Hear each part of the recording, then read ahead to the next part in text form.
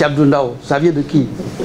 Ça vient des journalistes, ça vient des hommes politiques proches de Macky Sall, ça vient des hommes politiques contre Macky Sall, ça vient des professeurs, ça vient de tout, et sauf de lui. Sauf de lui. Alors, si nous avions eu suffisamment de recul, nous tous, nous aurions dit, mais attendez, cet homme-là, il nous a dit qu'il ne sera pas candidat une troisième fois à dire non. Attendons le moment venu pour voir ce qui va se passer.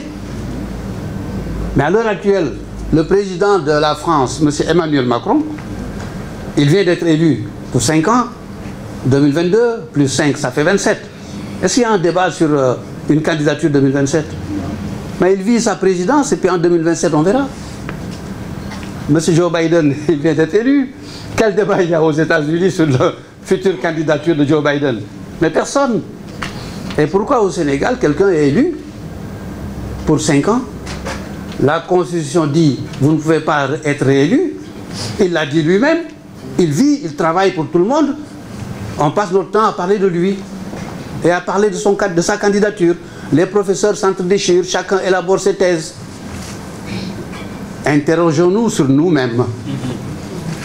Et en fait, c'est à cela que nous a invité Abdou Ndao. Interrogeons-nous, nous, Sénégalais, sur notre façon d'être. Ce que nous voulons ou ce que nous ne voulons pas. Nous créons des événements. D'où vient l'événement? La première personne qui a parlé de cette candidature, c'est qui? Moi, je ne le sais pas. On dit Babacar Gueye, peut-être que c'est un autre. Hein. Et depuis lors, bim pong. Et Macky Sall, il fait comme ça. Il gouverne son pays comme il veut. Et nous, on est là en train de se déchirer pour ce qu'il n'a pas dit. Et quelqu'un a dit tout à l'heure, professeur Niang, il a dit, et je cite, essayez d'écrire ce qu'il a mis, parce qu'il était tellement... Il a dit, tant qu'il n'a pas posé sa candidature, la question ne se pose pas pour moi. C'est vous qui l'avez dit, non? Il a fini tout son développement juridique très intéressant. Et il dit, en définitive, sur le plan politique, tant que le président Macky Sall n'a pas déposé sa candidature, cette question ne m'interpelle pas. Je fais du débat juridique théorique en ce moment. Et c'est ce que nous avons tous fait depuis ce matin. Alors, mes chers amis, je ne peux pas ne pas rentrer dans ce débat théorique. J'ai commencé par ce que je viens de dire et je terminerai aussi par la même chose. Introduction et conclusion. Mais entre-temps, développement, c'est un peu de droit. Je n'en fais pas beaucoup parce que tous les professeurs sont exprimés. Il y a eu de grandes opinions, deux seulement, qui se sont bien opposées. Il y en a une qui m'a fait frémir. Et si j'étais à l'époque de Socrate, et si j'étais une femme, j'aurais accouché. Parce que quand le professeur Abdoulaye Guissé nous expliquait ses réflexions sur le caractère global de l'article 27, les deux alinéas qui sont indissociables, je n'avais pas réfléchi comme ça, réellement. J'ai reçu un coup de poing. J'ai dit, mais attendez, qu'est-ce qu'il est en train de nous dire? Mandat de 5 ans, nul ne peut faire 2 mandats. Donc ça veut dire que pour la première fois, ou pour la deuxième fois, ou après Mbaye Ndiaye politique et autres, il nous explique que c'est lié, que c'est confondu. Et à la vérité, c'était séduisant. C'est très séduisant. Le raisonnement juridique est toujours très séduisant et j'avais été séduit. Mais à force d'écouter tout le monde, j'ai fini par me dire, attendez, je prends un peu de recul moi-même pour essayer de réfléchir. Alors, je m'adresse à lui, hein, vraiment. Il m'a fait réfléchir, il m'a donné un coup de poing. Je ne lui donne pas un coup de poing, je voudrais aussi l'inviter à réfléchir. Et pour cela, je fais ce que M. Abdourahmane Diop a fait. Parce qu'Abdourahmane Diop, c'est comme si on s'était parlé, on ne s'est pas parlé. Il a parlé, Diop, Alioune Badara, il a parlé de l'article 6 de la Constitution française. Je suis venu avec. Or, je ne l'ai connu que tout de suite. C'est aujourd'hui que je le connais. Je suis venu avec la Constitution française. Il nous a parlé de son article 6. La réforme de l'année 2008. 23 juillet 2008. Nicolas Sarkozy était président de la République ou futur. Et l'article 6 de la Constitution dit, je répète, le président de la République est élu pour 5 ans au suffrage universel direct. nul ne peut exercer plus de 2 mandats consécutifs. Mais l'article 6 ajoute, de la Constitution française, ajoute un 3e alinéa. Les modalités d'application du présent article sont fixées par une loi organique. Ça veut dire que la Constitution française prévoyait que par une loi organique, on peut voir comment cet article peut s'appliquer. Et cet article n'a jamais eu l'occasion de s'appliquer, parce qu'en définitive, personne n'a jamais eu l'occasion de dire « je me présente pour un troisième mandat ». Alors, si l'on voit cette réserve d'une applicabilité par loi organique posée par la Constitution française, que nous avons tout simplement recopiée pratiquement, on va se rendre compte, par comparaison à la précédente Constitution sénégalaise, qui pose des dispositions transitoires, et par rapport aussi à ce que le professeur Camara vient de nous rappeler sur Harry Truman, lorsque, pour faire le 22e amendement de la Constitution des États-Unis, un article transitoire dit que cela ne s'appliquera pas à votre mandat. Si on réfléchit à ces transitoires viennent constituer une exception à une règle fondamentale constitutionnelle. Et là, je m'adresse aux professeurs de droit constitutionnel pour vous inviter à une nouvelle réflexion sur votre matière. Je vous prie de m'excuser pour cela. Vous êtes mes professeurs. Mais malheureusement, j'ai une réflexion libre et non pas doctorale. Beaucoup parmi vous ont parlé de loi constitutionnelle. C'est quoi une loi constitutionnelle? Je ne connais pas cette catégorie juridique. Le Conseil constitutionnel, dans sa décision, dit par ces motifs loi constitutionnelle. Je ne connais pas cette catégorie juridique. Je dis non. Il n'y a pas de loi constitutionnelle. Il y a une constitution. Il y a les arrêtés, les décrets, les lois et la constitution. Quand vous avez parlé de rétroactivité. La notion de rétroactivité n'existe pas dans une constitution, ce n'est pas possible. La rétroactivité des lois, la non-rétroactivité des lois, c'est dans le droit commun des lois qu'une loi peut être rétroactive lorsqu'il s'agit de lois civiles et commerciales et pas en matière pénale, mais pas en matière constitutionnelle. Parce qu'une constitution, c'est le lien d'un peuple. On ne peut pas changer le lien d'un peuple en retournant en arrière. Ce n'est pas possible. Une constitution, c'est l'ensemble des relations dans un peuple, une nation, une société donnée. Comment ils sont gouvernés, comment ils vivent ensemble, quelles sont leurs valeurs.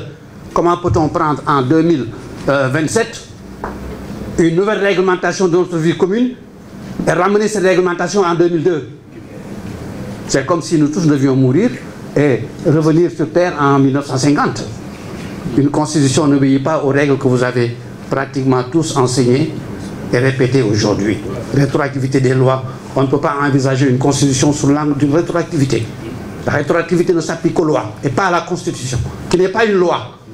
La preuve est que la constitution, aucune constitution, même française, n'a une application directe sur la vie de quelque citoyen que ce soit.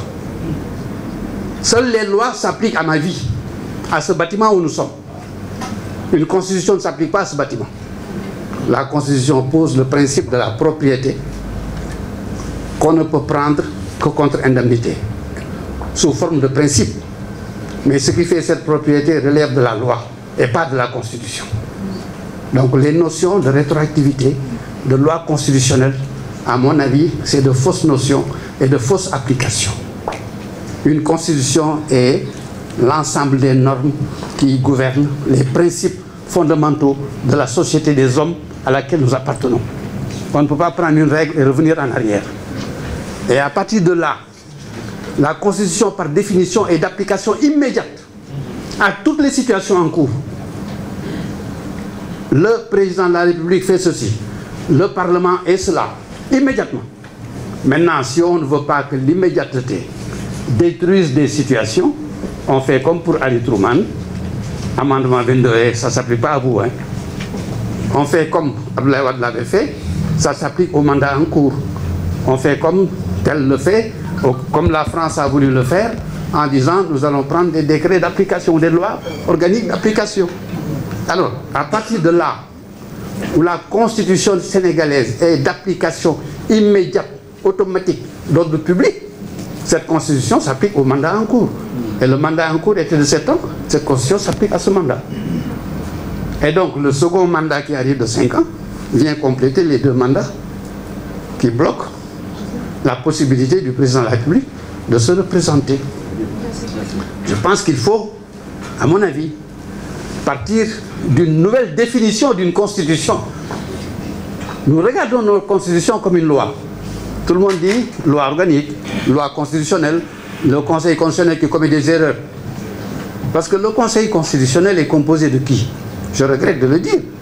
Est composé de personnes choisies à sa mesure, à son gré, par le président de la République. C'est tout. Quelqu'un peut être un grand magistrat. Croyez-moi que je les connais. Travailler 50 ans dans la magistrature, mais ne connaître que du droit pénal. On se réveille un matin, on lui dit membre du Conseil constitutionnel. Alors que vous tous, vous êtes là, les constitutionnalistes. Qu'est-ce qu'il connaît d'une constitution? Il va regarder du côté désigné, comme avait dit Mbaye Jacques Diop. On regarde du côté désigné par le chef qui vous a nommé. Et donc, il s'arrange pour écrire au mieux possible ce qui convient à la volonté du chef. Donc, moi, les décisions du Conseil constitutionnel du Sénégal ne m'ont jamais séduit et ne m'ont jamais convaincu. Sauf une seule fois. Sauf une seule fois dans l'histoire du Sénégal.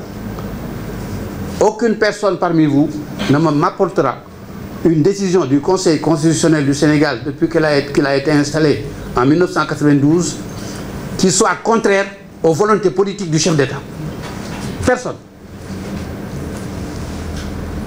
Est-ce qu'il est possible que depuis 1992, aucune décision du Conseil constitutionnel ne soit contraire à la volonté politique présentée par le chef de l'État, ni en matière électorale, ni en matière politique, ni en matière électorale, ni en matière ceci. Aucune matière. Sauf une ou deux fois en matière de droit privé, là où il y a du droit. Droit commercial. Droit commercial, j'ai vendu, j'ai acheté, j'ai tué ce bateau-là, je l'ai fait couler, payez-moi mes milliards, la banque me doit de l'argent. Et c'est là où se joue le droit. Le droit se joue dans les relations privées. Et j'ai beaucoup apprécié M. le professeur Niang lorsqu'il a évoqué la notion de mandat en utilisant le code des obligations civiles et commerciales. Un mandat donné par le peuple à ses représentants. Le chef de l'État n'est pas le propriétaire du pays, nous l'avons mandaté pour nous gouverner, pour nous diriger. Donc la notion de mandat doit être définie. J'ai apprécié le développement de Niang, j'ai apprécié le développement du professeur Guissé, j'ai apprécié tous vos développements. J'essaie de résumer ce que j'ai compris. Et franchement, aujourd'hui, nous pouvons faire un constat. Que, encore je reviens à Abdou Ndaw, professeur Omar Diop, professeur Diop aussi, Alim Badra l'a rappelé, que la Constitution, ce qui se passe aujourd'hui, c'est une affaire politique. Que la Constitution, c'est une affaire politique. Et en matière politique, nous pouvons conclure et dire le chef de l'État du Sénégal qui a fait voter une constitution référendaire, du moins une révision constitutionnelle, pas une constitution nouvelle, une révision, quelques révisions des articles de la Constitution par référendum en 2016, qui a lui-même apporté son interprétation de cette Constitution, cela vaut droit. Et le professeur Alim Badra Fall, il l'a dit aussi. Parce que réfléchissons un peu. Vous les professeurs de droit, vous l'enseignez tous les jours. Lorsque vous avez un texte qui est difficile, interprété difficilement, controversé, mais vous allez chercher les réponses dans les travaux préparatoires. Ouais, en tout cas, ce qu'on m'avait appris et ce que j'ai essayé d'apprendre à ces jeunes étudiants lorsque je m'exerçais à enseigner. On allait chercher les travaux préparatoires, les discussions qui ont eu lieu et les décisions qui ont été prises pour arriver à rédiger un texte. Et ce sont ces travaux préparatoires qui servent parfois aux magistrats pour éclairer leur chemin et rendre des décisions, qui vous servent aussi pour dire aux étudiants, mais ceux qui sont à l'origine du texte vous ont dit, voilà comment je voulais le faire. Mais vous ne pouvez pas ignorer ça. Et lorsque le chef de l'État dit, moi-même, chef d'État, je suis à l'origine de ce texte-là, voilà ce que j'avais entendu faire, voilà la signification, on ne peut pas me dire, ce n'est pas possible que le Conseil constitutionnel aura le droit de faire le contraire. S'il le fait, ce n'est pas normal. Vous savez pourquoi? Je pense que ce n'est pas normal. Parce que si le Conseil constitutionnel le fait, cela signifie que le président aura déposé sa candidature. Mais il ne doit pas déposer sa candidature. Il y a quelqu'un qui avait conclu comme ça tout à l'heure.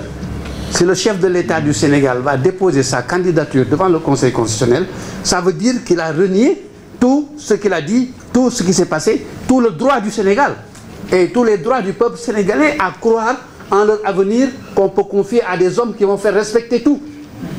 Et à partir de ce moment, le Conseil constitutionnel ne sera pas un acteur majeur, car je doute que le Conseil constitutionnel ne fasse autre chose que d'accepter sa candidature. Aucun Conseil constitutionnel du Sénégal n'aura refusé la candidature de l'homme qui vous a installé là. Ce n'est pas possible. Il faut qu'on soit réaliste, monsieur le professeur. Vous avez été réaliste en dernier moment en disant la solution est qu'il ne vienne pas se présenter. Mais c'est la vraie solution. Parce que s'il se présente, le Conseil constitutionnel va vous suivre. Or, je dis non.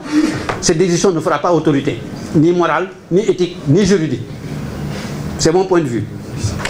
Alors, aujourd'hui, nous sommes dans un débat universitaire. Je voudrais terminer pour dire, je ne suis pas membre du parti Awalais. Je suis secrétaire général d'un parti moribond qui s'appelle Union pour la République, UPR. Je ne suis pas l'allié politique d'Abdourahmane Diouf. Je ne suis pas l'adversaire politique de M. Macky Sall. Je ne suis pas l'ami politique de M. Macky Sall. Je suis invité à un débat d'hommes de droit, d'hommes de pensée, de professeurs et d'hommes du Sénégal qui avons le droit de réfléchir objectivement sur notre pays, où ça va. Parce que nous avons... Je termine par une phrase. Excusez-moi, c'est des choses que... Il y a quelqu'un qui me l'a dit, vous travaillez par séquence. Je travaille par séquence. Il y a des choses que j'ai pas oubliées. Je n'ai rien préparé moi. Je vous ai écouté. Je vous ai écouté. Il y a deux choses que je vais vous dire. Je viens sur le droit, en plus sur un autre droit. Regardez-moi ça, par exemple. Quand on voit le code électoral du Sénégal, personne n'en a parlé aujourd'hui. Personne. Je suis venu avec. Article L121. L'article L121 dit: celui qui présente sa candidature doit, pour la présidence de la République, doit apporter ceci, apporter cela, et ensuite dire une déclaration sur l'honneur par laquelle le candidat atteste que sa candidature est conforme aux dispositions des articles 4 et 26 et 28 de la Constitution. Pourquoi on n'a pas dit 4, 27 et 28? Alors moi je suis candidat à la présidence de la République, je viens dire, je déclare que ma candidature est conforme aux dispositions des articles 4 et 28 de la Constitution. Mais cela signifie simplement que l'article 27, on n'a même pas à dire ma candidature est conforme à l'article 27. L'article 27 s'applique de plein droit à tout le monde. Pourquoi le code électoral n'a pas ajouté l'article 27? Parce que l'article 27 dit, quand vous avez eu 2 mandats consécutifs, vous ne pouvez plus être candidat. Donc non, vous n'avez pas besoin de dire que j'ai eu 2 mandats consécutifs. Ensuite, je vous dis autre chose. Ça, c'est une mise en garde. Croyez-moi, c'est une mise en garde. Si le Conseil constitutionnel, hypothèse, hein, vous l'avez envisagé, cette hypothèse. Moi, je tire ça jusqu'à ces derniers retranchements. Si le Conseil constitutionnel dit candidature acceptée, Monsieur le Président, vous avez gagné, élection après, élection, il a gagné. Que ce soit moi, Abdourahmane Diouf, ou qui vous voudrez. Qui vous voudrez. Abdourahmane Diouf a gagné le Président de la République. Tout à l'heure, Aboundaou nous a mis en garde hein, contre les présidents qui prennent tout. Bon, alors, je le mets en garde moi aussi. Ah oui, mais je vous ai bien écouté. Hein. Vous nous avez mis en garde, les juristes là. Parce que lui aussi, il est juriste. Il va être président de la République, après il va vous trafiquer tous les textes. Alors, si il gagne lui, à la présidence de la République, alors, il vient, il est président de la République. Dans notre constitution, on a dit, vous tous l'avez dit, la clause d'éternité. C'est quoi la clause d'éternité? Zouanka a écrit que c'est du flaflafla. Et moi, je dis c'est du flafla. Comment on peut dire, écoutez bien, dans une constitution, écrit, dernière page, l'article là ne changera jamais. Vous pouvez dire que vous ne changerez jamais vous-même. Vous pouvez dire que vous ne mourrez pas demain. Et vous dire que l'article là ne changera jamais. Alors que vous avez proposé cet article à un référendum populaire. Et le peuple souverain l'a voté. Abdoulaye Wade, en 2001, nous a proposé un référendum constitutionnel pour enlever la constitution antérieure. J'avais écrit et dit il n'a pas le droit. Et jamais il m'a dit non, j'ai le droit. Il n'avait pas le droit. C'est l'Assemblée nationale seule à l'époque qui avait le droit d'inviter un référendum. Aram Diène et autres du Parti socialiste qui étaient majoritaires à l'Assemblée nationale ont saisi le Conseil constitutionnel qui est dans un arrêt a dit je n'ai pas le droit d'interpréter ou de limiter la possibilité du chef de l'État de convoquer un référendum. Voilà la décision du Conseil constitutionnel.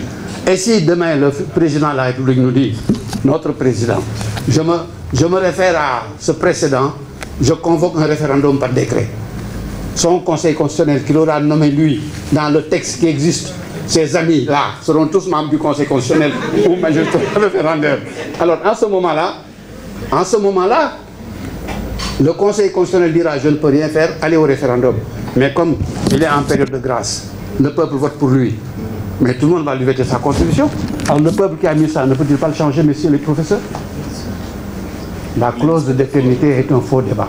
Rien ne peut empêcher Macky Sall, le président de la République, de vous dire j'ai fait des autoroutes jusqu'au ciel, j'ai fait des aéroports jusqu'à la place de l'indépendance, je demande à mon peuple de voter une nouvelle constitution.